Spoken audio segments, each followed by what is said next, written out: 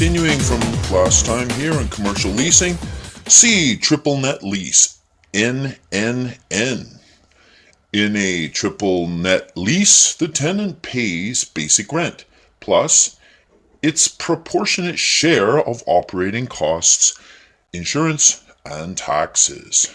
You will note in leases of this type, it will be stated that the lease is absolutely net to the landlord. The tenant will pay monthly with the basic rent 1/12 of the estimated operating costs and taxes within a stated time after the end of the applicable fiscal year. The landlord will determine the actual costs and taxes, and an adjustment will be made between the parties. If the tenant has overpaid, the landlord will credit the tenant with the overpayment. If the tenant has underpaid, the tenant will pay the shortfall to the landlord. The costs of structural repair are the responsibility of the landlord. This form of lease is the usual form of lease for industrial, commercial, retail, and office premises. Example: assume A, the area of the premises is 1,500 square feet. B, the basic rent is $18 per square foot, or $2,250 per month. C, taxes are $2.25 per square foot, $281.25 per month. D, operating costs are $9.25 per square foot, $1,156.25 per month. Therefore, the amount the tenant is to pay each month, plus applicable taxes, is basic rent, $2,250, taxes, $281.25, operating costs, $1,256.25. So when we add everything together, we come to $3,687.50. And this is an example of triple net lease, NNN. C.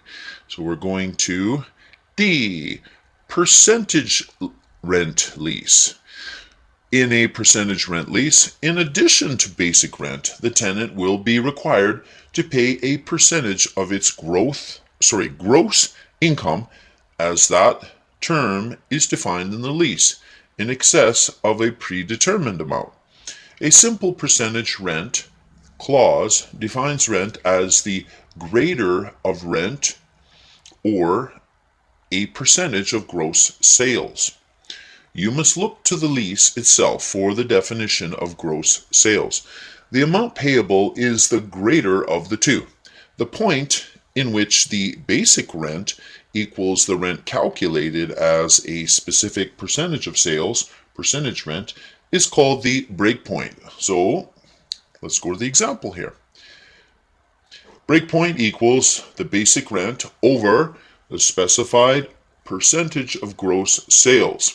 So assume that 5%, and assume that there's a basic rent which is $120,000 per annum. So the breakpoint is therefore $120,000 divided by 0.05, because it was 5%, and that's equal to $2,400,000. So if the tenant's gross sales are $2,400,000 or less, the tenant will pay the basic rent. When the tenant's gross sales exceed $2,400,000, the tenant will pay percentage rent. The percentage rent is a negotiated percentage. Please note that all rent, including additional rent and percentage rent, is subject to goods and services tax. You may also hear reference to E, escalating leases. In an escalating lease, the annual basic rent will increase on a periodic basis by A, stated amount, B, a fixed percentage, Please note that the percentage increase will likely be based on the basic rent for the previous year. So based on the initial year, the actual percentage increase will be greater than what is stated. And see the percentage increase in the cost of living.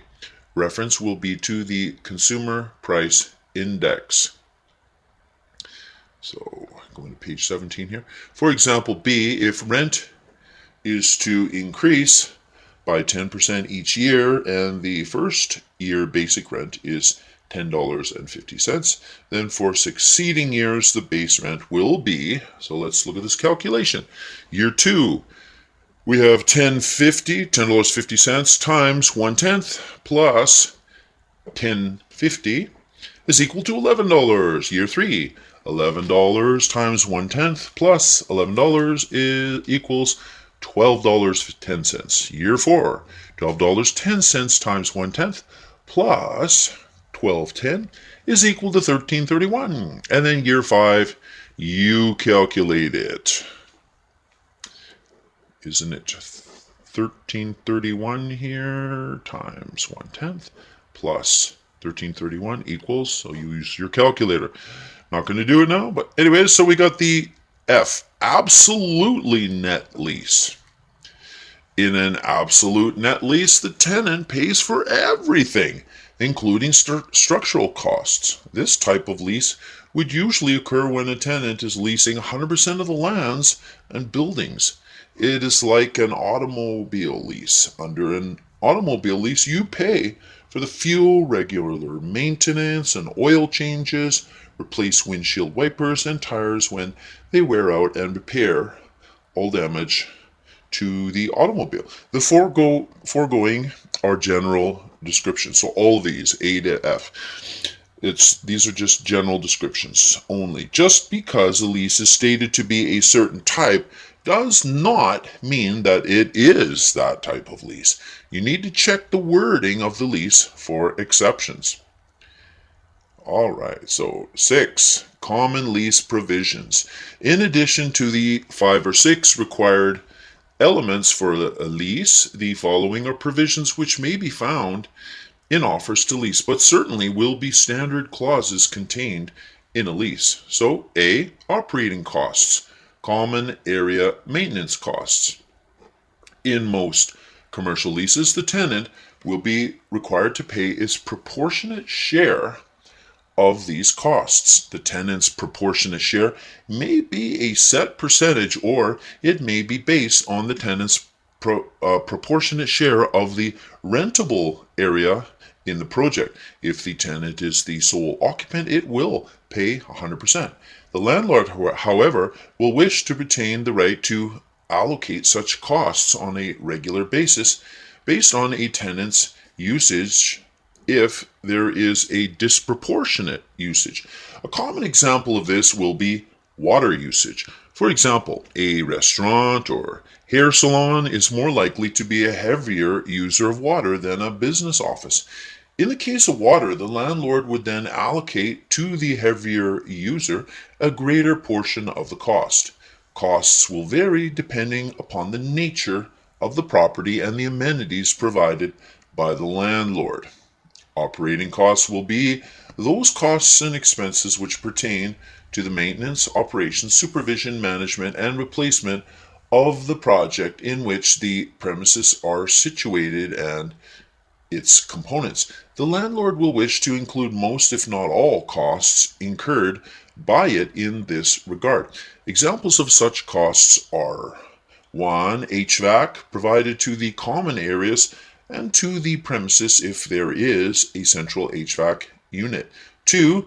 Electricity to the common areas and to the premises if not separately metered. 3. Maintenance costs. 4. Janitorial services, gardening, snow removal.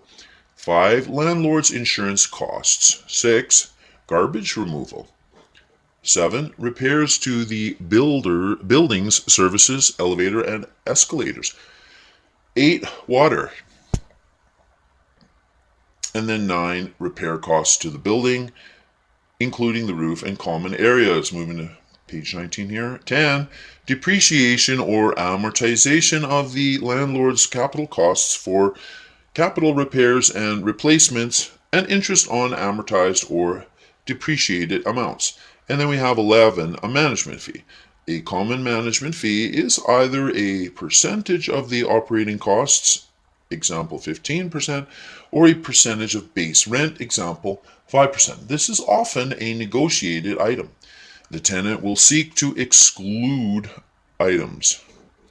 Common exclusions are debt service, capital replacement, except for the amortized or depreciated amounts, costs incurred due to the negligence of the landlord or persons for whom it is in law responsible, latent defects, costs incurred by the landlord, not for the benefit of the tenants of the project generally, that portion of the costs of anchor tenants which are not paid by the anchor and which the landlord attempts to pass on to other tenants. The responsibility for capital replacements is often an issue.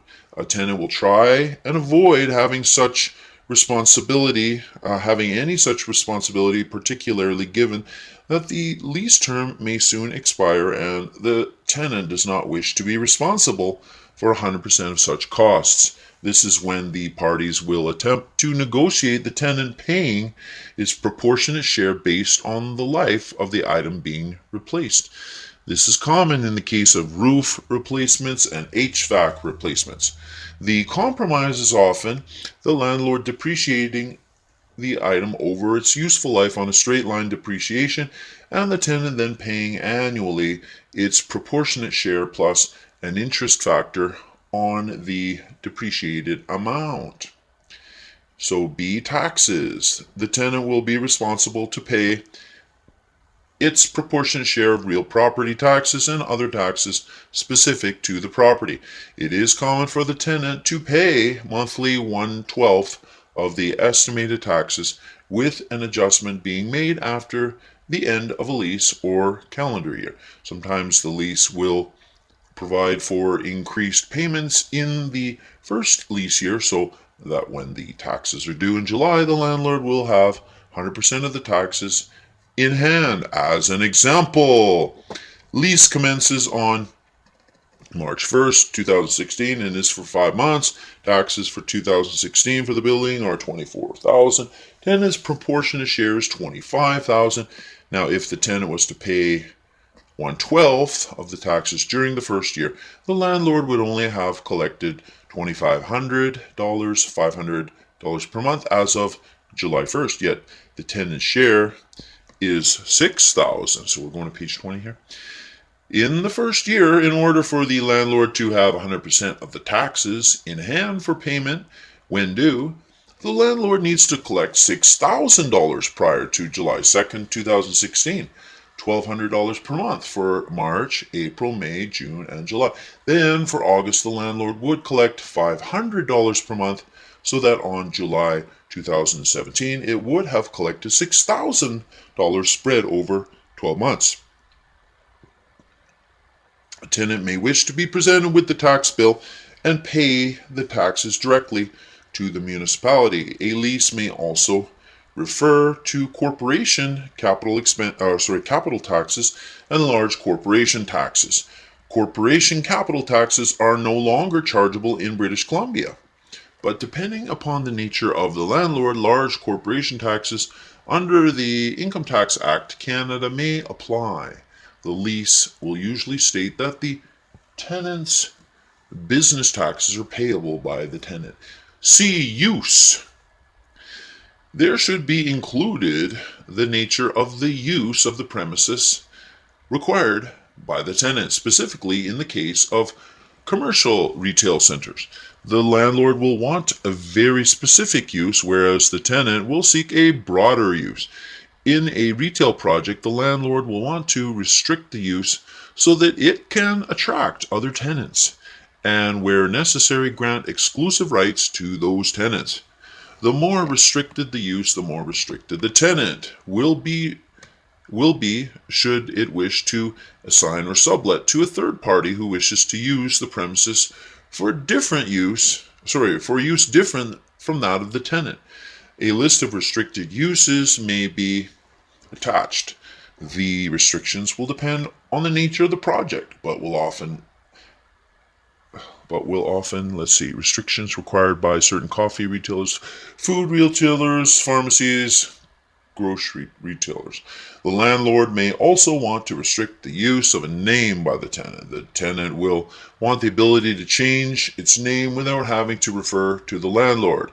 Usually the parties will agree that the tenant's right to change the name is subject to the requirement of the landlord granting consent, such consent not to be unreasonably withheld.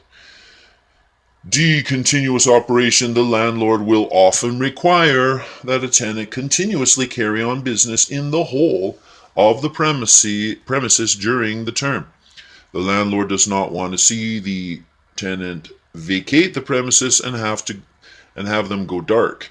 This may have a negative impact on other tenants in the project, particularly if the tenant is significant. Exclusivity restrictions. These will be rights which the tenant seeks of the landlord, so that the tenant will be the only party within a retail complex selling or providing a specific type of goods or services. Conversely, the landlord may have granted such rights to other tenants and will seek to restrict the nature of the tenant's use to ensure that the rights previously granted are not infringed.